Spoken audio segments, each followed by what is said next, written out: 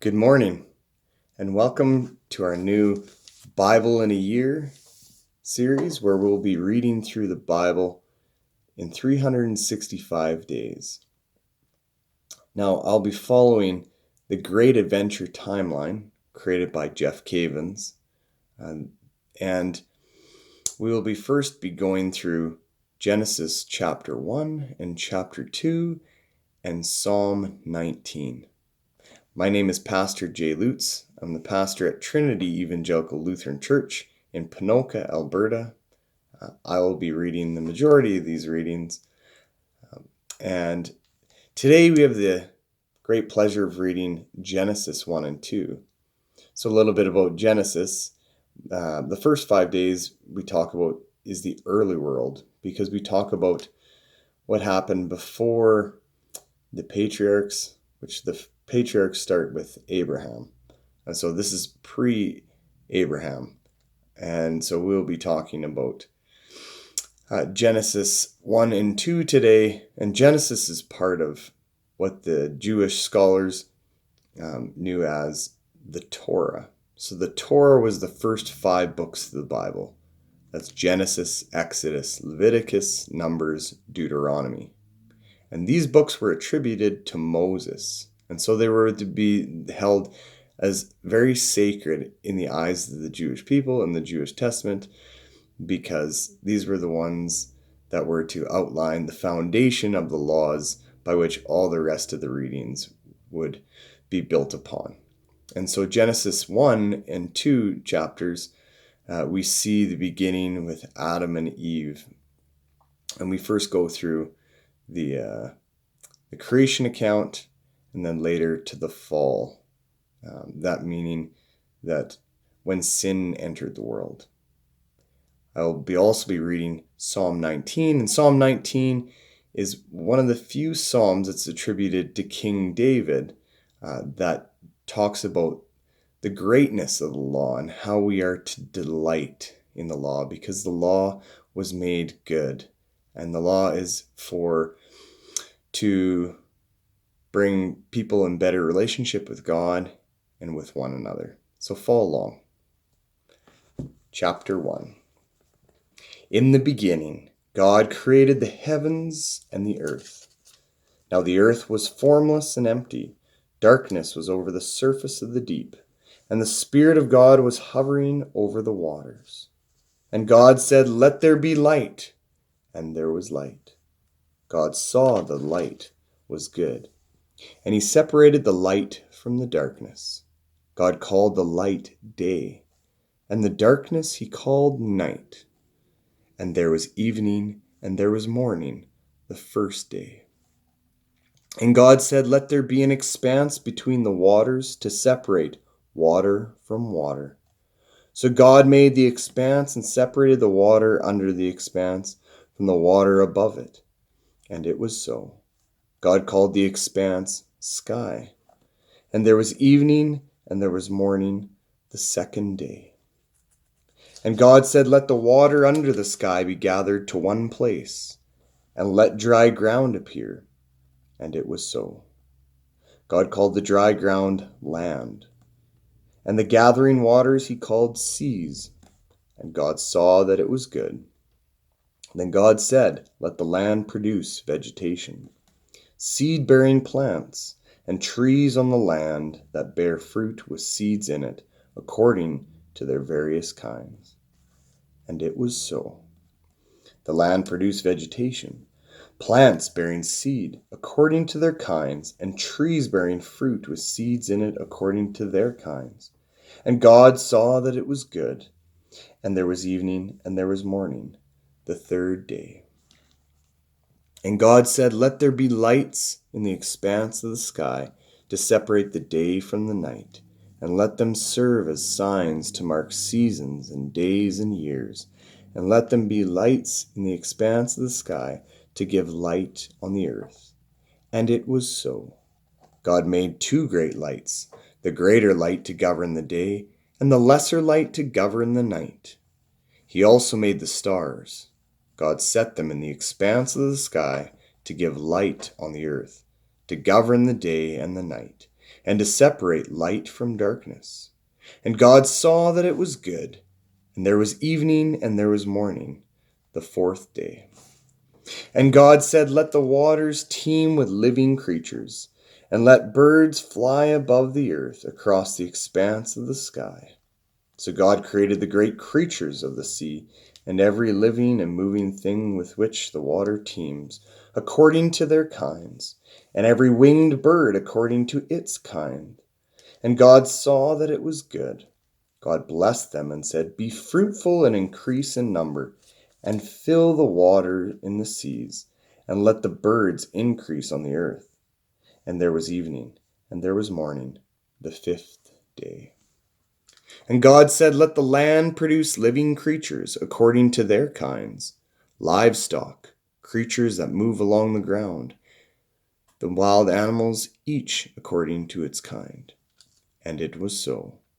God made the wild animals according to their kinds, the livestock according to their kinds, and all the creatures that move along the ground according to their kinds. And God saw that it was good. And God said, "Let us make man in our image, in our likeness, and let them rule over the fish of the sea, and the birds of the air, over the livestock, over all the earth, and over all the creatures that move along the ground." So God created man in his own image. In the image of God he created him. Male and female he created them. God blessed them and said to them, "Be fruitful and increase in number. Fill the earth and subdue it.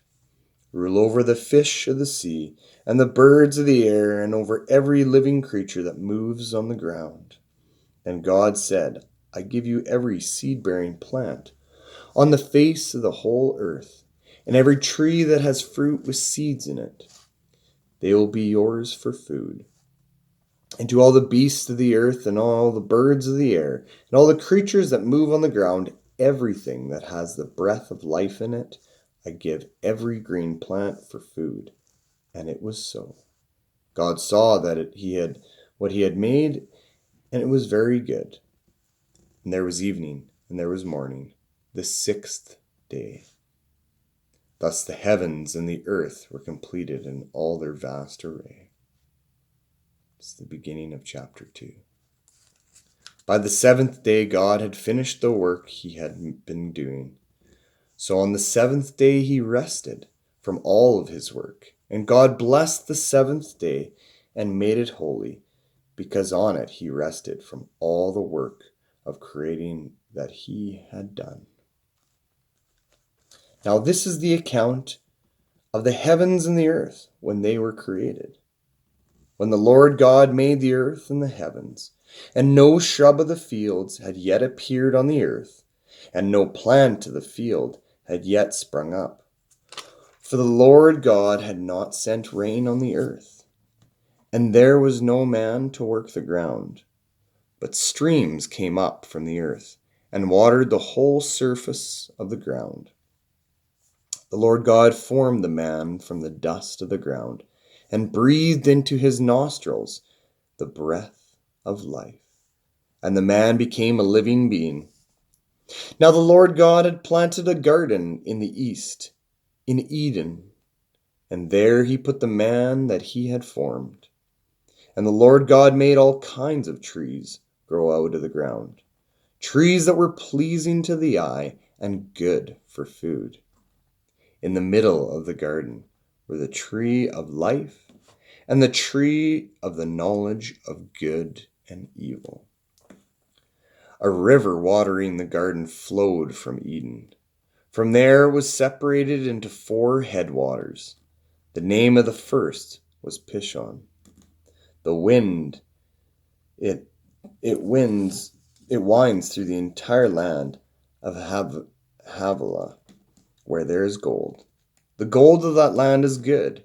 Aromatic resin and onyx are also there. The name of the second river is Gihon. It winds through the entire land of Cush. The land of the third river is the Tigris. It runs along the east side of Ashur. And the fourth river is the Euphrates. The Lord put the man took the man and put him in the Garden of Eden to work it and take care of it.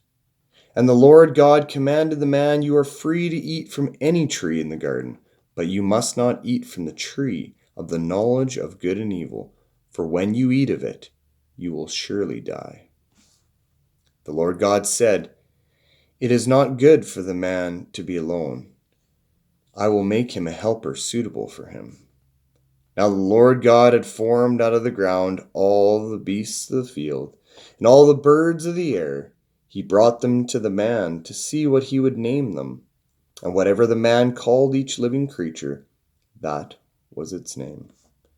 So the man gave names to all the livestock, the birds of the air, and all the beasts of the field. But for Adam no suitable helper was found. So the Lord God created the man to fall into a deep sleep. And while he was sleeping, he took one of the man's ribs and closed up the place with flesh. Then the Lord God made a woman from the rib he had taken out of the man, and he brought her to the man. The man said, "This is now bone of my bone and flesh of my flesh. She shall be called woman, for she was taken out of man. For this reason a man will leave his father and mother and be united to his wife, and they will become one flesh. The man and his wife were both naked, and they felt no shame." Just a reminder, we're reading from the New International Version of the Holy Bible. Psalm 19. The heavens declare the glory of God. The skies proclaim the work of his hands. Day after day they pour forth speech. Night after night they display knowledge. There is no speech or language where their voice is not heard. Their voice goes out into all the earth, their words to the ends of the world.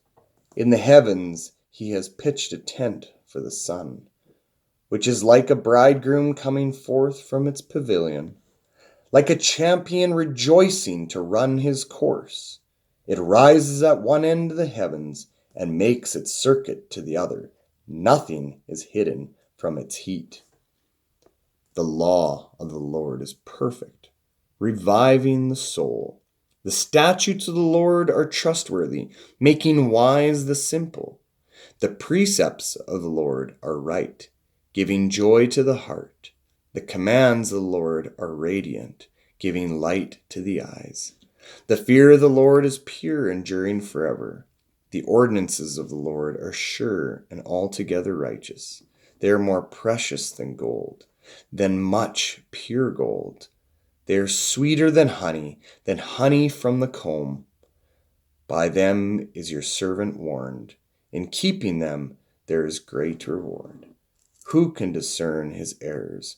Forgive my hidden faults. Keep your servant also from willful sins. May they not rule over me. Then will I be blameless, innocent of great transgressions. May the words of my mouth and the meditations of my heart be pleasing in your sight, O Lord, my rock and my redeemer. Thank you for joining me today. Goodbye.